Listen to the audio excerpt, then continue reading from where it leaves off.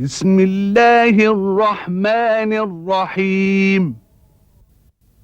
كتاب أنزلناه إليك مبارك ليدبروا آياته وليتذكر أولو الألباب. صدق الله العظيم.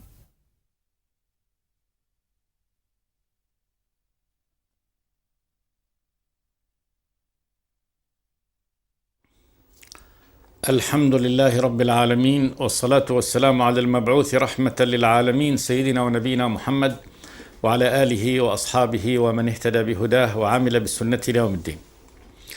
وبعد، فيقول الله تبارك وتعالى: إن المتقين في جنات وعيون آخذين ما آتاهم ربهم إنهم كانوا قبل ذلك محسنين كانوا قليلا من الليل ما يهجعون وبالأسحار هم يستغفرون وفي أموالهم حق للسائل والمحروم وفي الأرض آيات للموقنين وفي أنفسكم أفلا تبصرون وفي السماء رزقكم وما توعدون فورب السماء والأرض إنه لحق مثل ما أنكم تنطقون.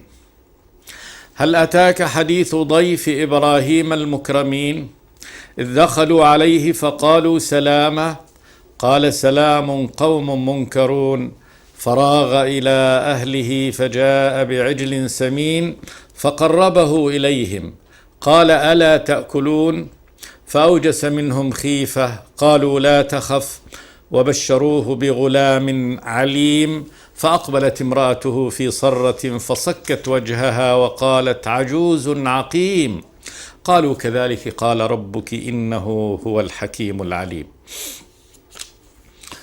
يخبر سبحانه وتعالى في هذه السورة، سورة الذاريات، بما أعده الله تبارك وتعالى لعباده المتقين. قال: إن المتقين في جنات وعيون آخذين ما آتاهم ربهم إنهم كانوا قبل ذلك محسنين. ذكر الله تبارك وتعالى المتقين جاء في إثر ذكره سبحانه وتعالى للمجرمين المكذبين بيوم القيامة الذين قال تبارك وتعالى فيهم: قتل الخراصون الذين هم في غمرة ساهون يسألون أيان يوم الدين. قال جل وعلا: يوم هم على النار يفتنون يحرقون في النار. هذا ثم يقال لهم بعد ذلك: ذوقوا فتنتكم هذا الذي كنتم به تستعجلون. ثم ذكر الله تبارك وتعالى عباده المؤمنين المتقين فقال: إن المتقين في جنات وعيون، جنات بساتين وعيون مياه جارية لا تتغير، آخذين ما آتاهم ربهم، كل ما آتاهم أنهم راضون به، آخذونه يعني مستمتعون به إلى حد يعني الاستمتاع. آخذين ما آتاهم ربهم إنهم كانوا قبل ذلك محسنين كانوا قليلا من الليل ما يهجعون وبالأسحار هم يستغفرون وفي أموالهم حق للسائل والمحروم. وصفه الله تبارك وتعالى بهذه الصفات العظيمة وهذه الأعمال العليا اللي هي أشرف الأعمال: الصلاة بالليل والاستغفار وخوف الله تبارك وتعالى بالأسحار، يعني أنهم صلوا الليل واستغفروا في الأسحار.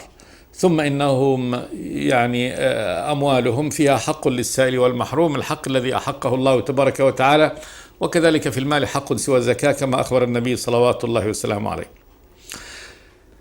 ثم هذه القسمة وهذا هو النهاية: فريق الجنة وفريق السعير، أهل التقوى وأهل الفجور. أهل الفجور وأهل تكذيب يوم القيامة هذا مصيرهم، وأهل تقوى الله تبارك وتعالى هذا مصيرهم. قال جل وعلا: وفي الأرض آيات للموقنين. هنا يوجه الله تبارك وتعالى نظر عباده سبحانه وتعالى أن يستدلوا بهذا المنظور، هذا الكتاب المنظور، على ما يخبرهم الله تبارك وتعالى به. فقال جل وعلا: وفي الأرض آيات للموقنين. في الأرض التي نعيش عليها آيات كثيرة، جبالها، سهولها، أنهارها، بحارها، محيطاتها، ما بث الله تبارك وتعالى فيها من دابة، نباتها، كل جزء من جزئيات الأرض آية من آيات الله تبارك وتعالى. وإن دق فورقة الشجرة آية، مصنع كامل يصنع ويعمل. كل جزئية من جزئيات هذه الأرض آيات تدل على الخلق العظيم. وكيف بهذه الآية المجموعة الأرض، وقد رأى الناس الآن أن هذه الأرض في دورانها حول نفسها وفي دورانها حول الشمس كيف يجمعه الله تبارك وتعالى. هذا كان الأول، يعني كان عند قديما هذا معروف بالبرهان العقلي، أصبح الآن معروف بالدليل النظري بالحس والمشاهدة.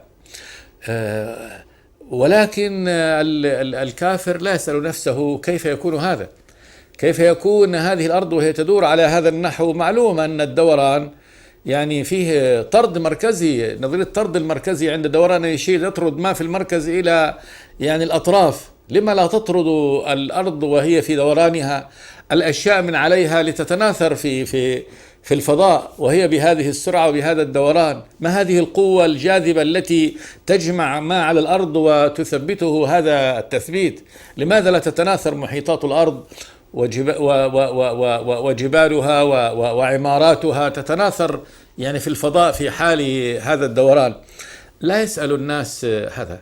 الأرض بكل ما فيها آيات، يخبر الله تبارك وتعالى آيات كما قال تبارك وتعالى: وإلهكم إله واحد لا إله إلا هو الرحمن الرحيم إن في خلق السماوات والأرض واختلاف الليل والنهار والفلك التي تجري في البحر بما ينفع الناس وما أنزل الله من السماء من ماء فأحيا به الأرض بعد موتها وبث فيها من كل دابة وتصريف الرياح والسحاب المسخر بين السماء والأرض لآيات لقوم يعقلون. وهنا يقول الله تبارك وتعالى: وفي الأرض آيات لكن للموقنين، لأهل اليقين، لمن يستفيد بهذا الدليل والبرهان فيفيده العلم اليقيني. العلم اليقيني هذا ما العلم يؤدي أولا إلى أن هذا الكون والأرض جزء من هذا الكون لها إله عظيم خالق، خلقها على هذا النحو، ثبتها على هذا النحو. لا يمكن، ولا بد أن يكون قادرا، لا بد أن يكون عليما في منتهى العلم، لا بد أن يكون متصف بصفات القوة. كيف يمسكها؟ هذا الإمساك في مدارها وفي مسارها على هذا النحو. علمه بأن كل صغير وكبير هذا سائر في نظام دقيق. من الذي ينظم لها هذا النظام؟ إذن ربها. إذن هذا الرب أيضا إذا علم أدلة الربوبية، إذا لا بد أن له مقصد حكيم، لأن الذي يفعل هذا الفعل لا بد أن يكون إلها حكيما ثم رحيما. فإن كل الخلق قائم على الرحمة. انظر الطير مع فراخه والفرس مع أولادها، كل شيء، هذه كل أمر إنما يقوم على الرحمة. انظر رحمة الله تبارك وتعالى بهذا الإنسان، كيف يرحمه بهذا المناخ المتغير المتجدد على الأرض، بهذا المطر النازل، بهذا الزرع الصاعد، بهذا الرزق القائم. هذا لا بد أن يكون فاعل هذا رب رحمن سبحانه وتعالى، فهو الله الرحمن. ثم لا يمكن أن يكون قد خلى خلقه سدى وعبثا.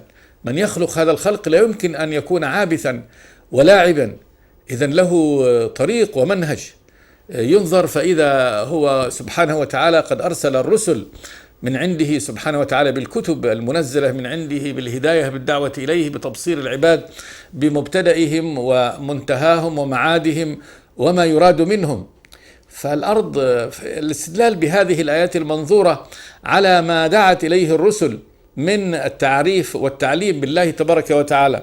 لكن إنما يكون هذا لأهل اليقين، إنما يكون هذه الآيات إنما تفيد أهل اليقين. أما أهل الشك والارتياب والكفر والنظر في هذه الآيات ولا فكر ولا نظر، وكم من آيات في السماوات والأرض يمرون عليها وهم عنها معرضون، وانطماس بصيرة بعد ذلك فيقيم هذا الإنسان الذي يقيم للإنسان لنفسه إله من دون الله تبارك وتعالى، إله تافه لا ينفع نفسه، فضلا عن أن ينفع عابده. كيف يكون الصنم إله؟ وكيف يكون ما تصنعه بيدك إله؟ وكيف يكون شيء مسخر كالأرض أو في السماء مثل الشمس وغيرها تكون إله يعبد من دون الله تبارك وتعالى؟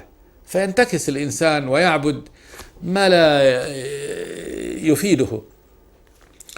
فهؤلاء أهل العمى عند ذلك لا يفيدهم النظر في هذه الآيات. وفي الأرض آيات لكن للموقنين وفي أنفسكم أفلا تبصرون.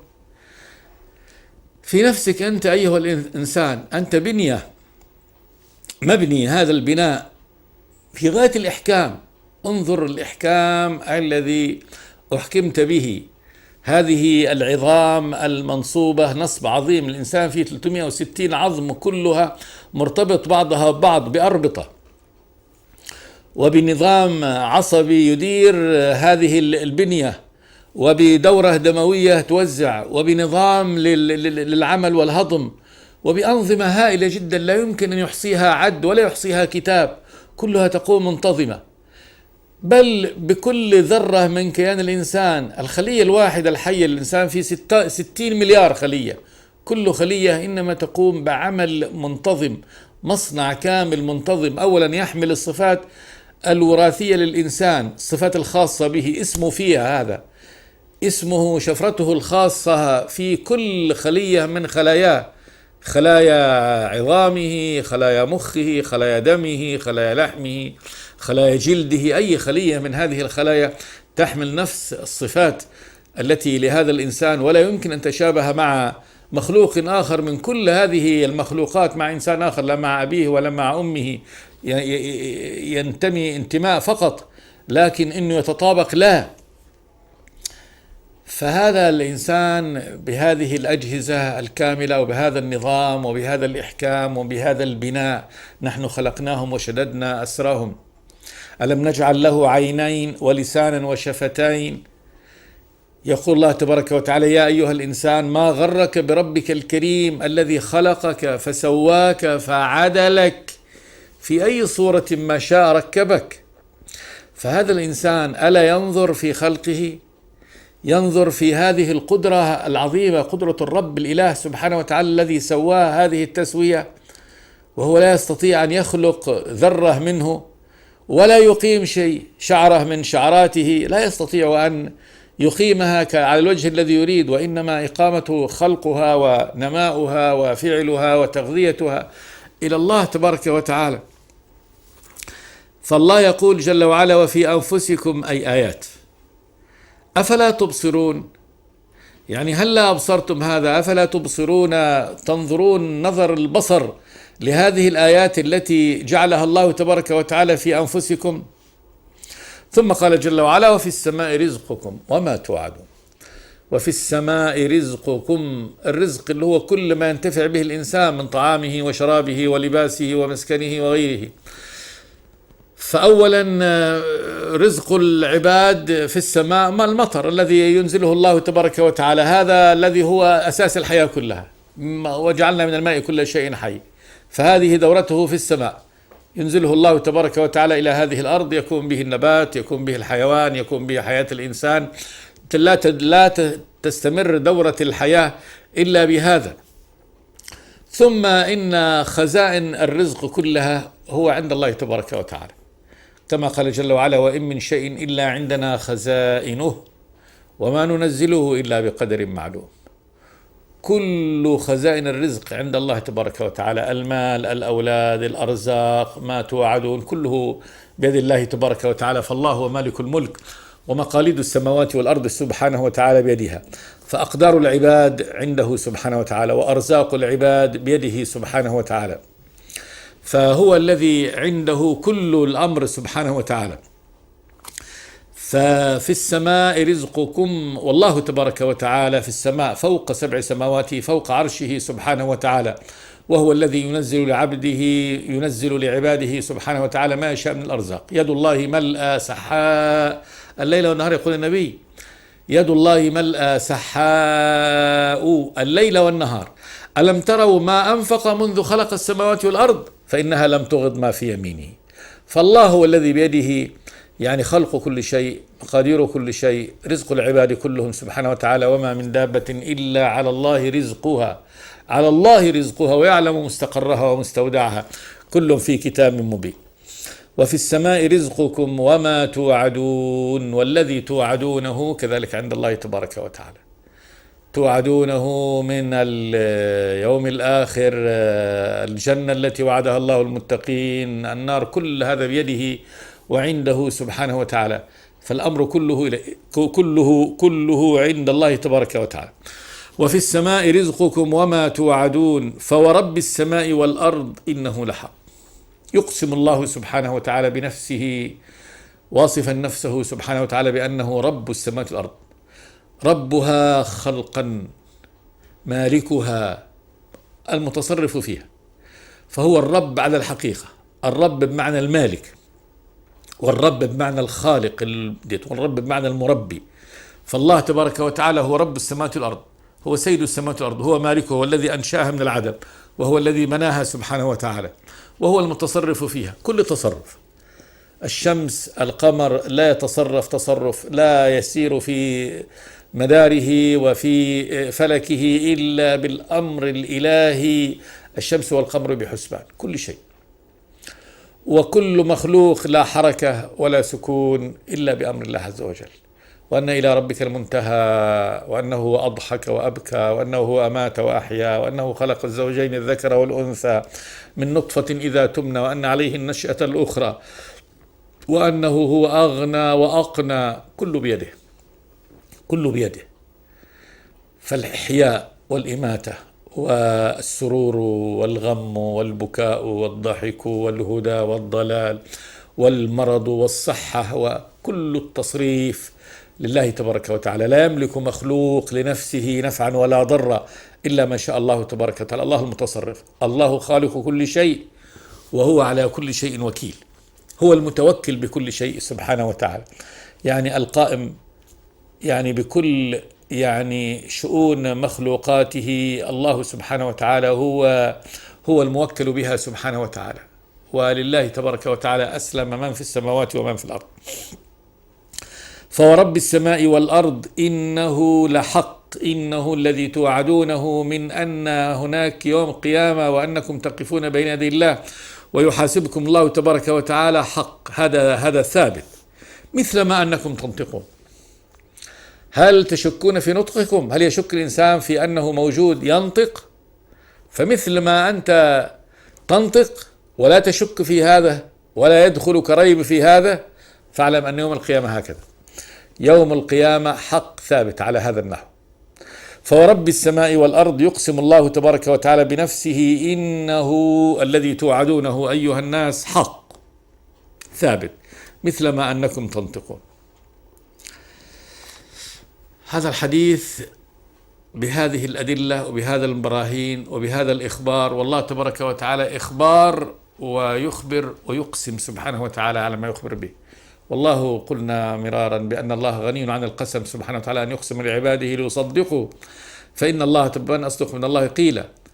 ولكن الله تبارك وتعالى لم يترك لعباده عندما يخاطبهم أي دليل أي برهان مما يجعلهم يصدقون ما يخبر به الله تبارك وتعالى إلا ونزل في هذا القرآن، لأن الله تبارك وتعالى جعله خطاب رحمة وخطاب عظة وخطاب موعظة وخطاب نذارة. هذا نذارة للعالمين حتى يقطع كل عذر بعد ذلك. فعندما يعلم هنا أن الله قد أقسم له، أخبر وأقسم سبحانه وتعالى على هذه الأمور أنها حق وأنها لا بد أن تكون، عند ذلك يبقى الذي كذب الله تبارك وتعالى في الدنيا مجرم، ما عاد له يوم القيامة، ما يكون له أي عذر عند ربه وعند خالقه. قد أخبرتك، قد أنذرتك، قد أقسمت لك. الله تبارك وتعالى قد أقسم له بأن هذا حق، ثم إنه الكافر لما رفض هذا ولم يرضى بهذا، يبقى انظر صورة الإجرام. أكبر إجرام هنا أنه رفض كلام الله تبارك وتعالى والله يقسم له وهو لم يرضى حتى بقسم الله تبارك وتعالى المرض. فورب السماء والأرض إنه لحق مثل ما أنكم تنطقون. ثم بين الله تبارك وتعالى هنا مثل قصة هنا لعباده يبين فيها هذه الحقائق. أول شيء عناية الله تبارك وتعالى بعباده المؤمنين مهما كانوا ولو كانوا قلة. ثم عقوبة الله تبارك وتعالى للمجرمين مهما كانوا. وهذا أمر قد جرى في الدنيا وهذا قبل الآخرة. وهذا ليستدل بعمل الله تبارك وتعالى وسنة الله تبارك وتعالى في عباده في الدنيا. يعني هذه سنته في عباده الصالحين المؤمنين، وهذا فعله سبحانه وتعالى وسنته في المجرمين. فإذا يستدل بهذا الذي في الدنيا على ما سيكون في الآخرة. قال جل وعلا: هل أتاك حديث ضيف إبراهيم المكرمين. إخبار هنا، وأن هذا يخبر الله تبارك وتعالى رسوله، وجاء هنا الإخبار بهذه الصورة بصورة السؤال لتنشيط الذهن وللتوجيه إلى سماع حديث الرب سبحانه وتعالى. ضيف إبراهيم، الضيف هو الزائر الذي يأتي ليزور ويسير، ليس مقيما. إبراهيم خليل الرحمن عليه السلام.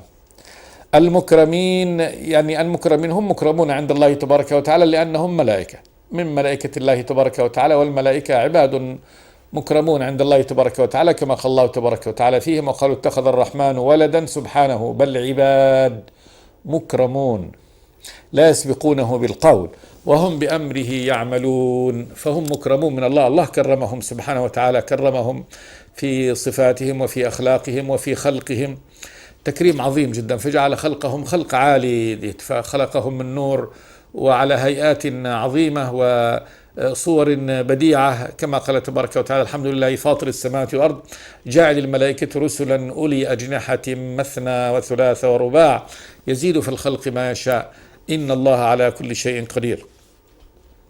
ثم إكرامهم بأنهم لا يعصون الله تبارك وتعالى في طاعة الله، في تسبيحه، في تحميده، يسبحون الليل والنهار لا يفترون.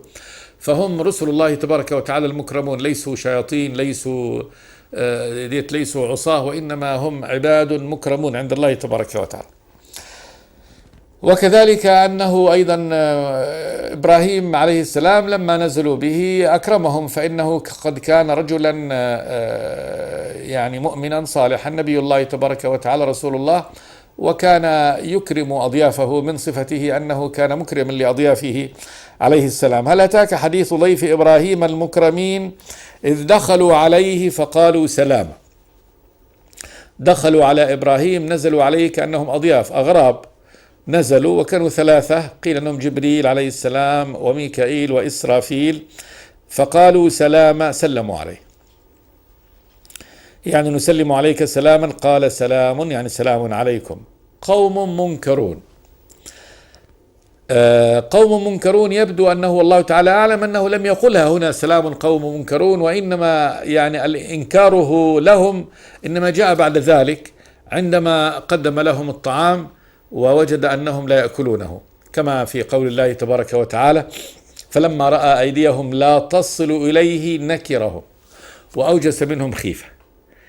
يعني عندما هذا، فكان إنكاره لهم عندما لما وجد أنهم امتنعوا عن أكل طعامه وأنهم يتظاهرون بالأكل وهم لا يأكلون، يعني يقدمون أيديهم إلى الطعام ولكنهم لا يضعونه في أفواههم وإنما يردونه مرة ثانية. قال جل وعلا: فلما رأى أيديهم لا تصل إليه إلى الطعام نكرهم وأوجس منهم خيفة قالوا لا تخف، وعند ذلك أخبروه بصفتهم.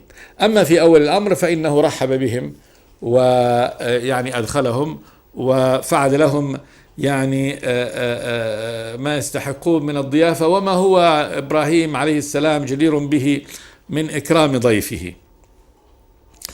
قال جل وعلا: فراغ إلى أهله فجاء بعجل سمين. راغ يعني انسل وخرج دون يعني أن يشعرهم، ما قال لهم انتظروا هنا وأنا ذاهب سآتيكم بطعام ونحو ذلك، لا، وإنما يعني قدم ضيافة سريعة ثم انسل دون أن يشعروا به. وفي الحال أمر يعني خدامه وغلمانه أن يصنعوا طعاما، وصنع لهم طعام من أشهى ما يقدم وأغنى وأبهى ما يقدم، وذلك أنه جاء بعجل سمين.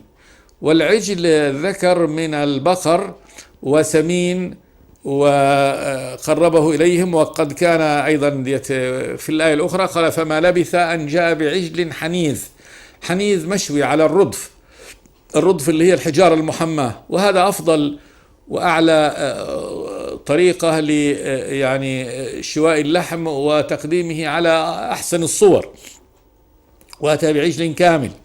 قال فراغ إلى أهله فجاء بعجل سمين. وفي الآية الأخرى قال فما لبث أن جاء بعجل سمين، يعني أنه لم يغب عليهم ولم يؤخرهم وقتا طويلا، وإنما في التو والحال في وقت قليل كان قد أعد لهم ضيافتهم. ثم قال جل وعلا فقربه إليهم قال ألا تأكلون، يعني أنه نقله إلى أماكنهم ولم يكلفهم أن يخرجوا من المكان إلى مكان آخر بعيد، وتقريبه إليهم أيضا هذا وجه من وجوه الإكرام في الضيافة. ثم قال لهم ألا تأكلون بالعرض، وكأنه يعرض عليهم وأنهم يعني فليتفضلوا هم عليه بأن يأكلوا من طعامه. كل هذا قد اجتمع فيه يعني كرم الضيافة من إبراهيم عليه السلام. أول شيء اللي هو يعني خروجه دون إشعار منهم ودون إخبار لهم بأن يعني ليجهز لهم ضيافتهم، وأن ينتقي عجل سمين وأن ينضجه على هذا النحو، ثم يقربه إليهم، ثم يعرض عليهم الأمر عرضا. قال جل وعلا فأوجس منهم خيفة، وذلك عندما رأى أنهم لا يأكلون، كما في قول الله تبارك وتعالى السابق فلما رأى أيديهم لا تصل إليه نكرهم وأوجس منهم خيفة. وهذا لأن الضيف إذا لم يأكل من طعام ضيفه يبقى هذا فيه أمر من الأمور ديت، فخاف منهم أنهم لما لا يأكلون طعامه. قالوا لا تخف. عند ذلك أخبروه بأنفسهم وبجهتهم، أولا أنهم ملائكة وليسوا بشر، وإنما جاءوا في هذه الصورة على هذا النحو، وأخبروه بعد ذلك بوجهتهم بعد أن قال لهم يعني فما خطبكم أيها المرسلون، قالوا لا تخف، وبشروه بغلام عليم. قالوا احنا جئنا يعني نبشرك بأن الله تبارك وتعالى سيرزقك ولد من زوجتك هذه التي عنده الآن سارة، وكان هذا في زيارتهم له في مدينة الخليل في فلسطين، وأنه سيأتيه غلام ذكر عليم من أهل العلم. فأخبروا أن هذه يعني وجهتهم في زيارته، أنهم أتوا من الرب تبارك وتعالى وأنهم أرادوا أن يبشروه هذه البشرى. قال جل وعلا فأقبلت امرأته في صرة فصكت وجهها وقالت عجوز عقيم. امرأته كانت خلف الحجاب وسمعت كلام هؤلاء الأضياف وأنهم يبشرونه بولد. كان إبراهيم في هذا الوقت سنه في 100 من عمره، وامرأته امرأة عجوز في نحو 80.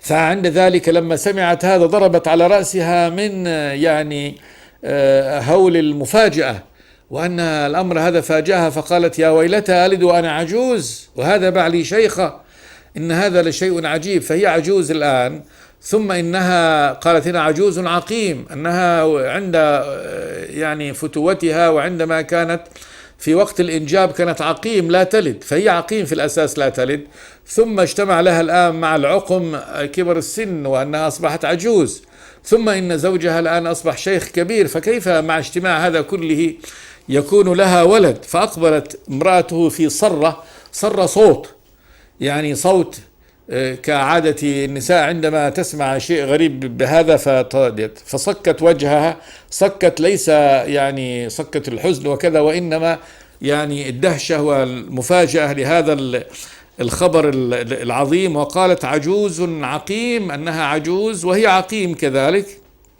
عند ذلك قالوا كذلك قال ربك إنه هو الحكيم العليم.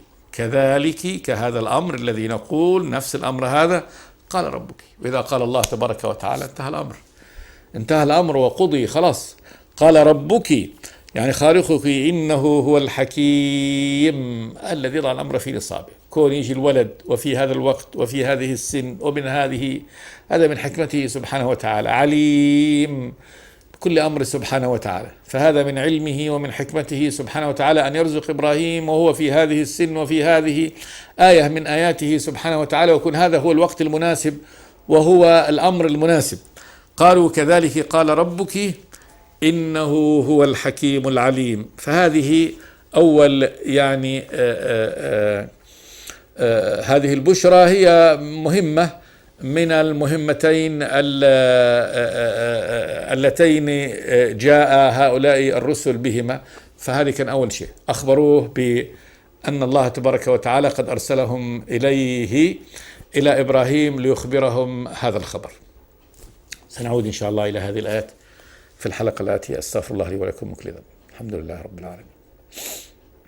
بسم الله الرحمن الرحيم.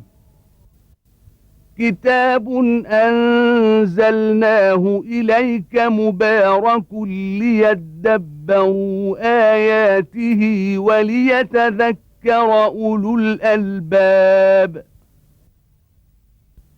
صدق الله العظيم.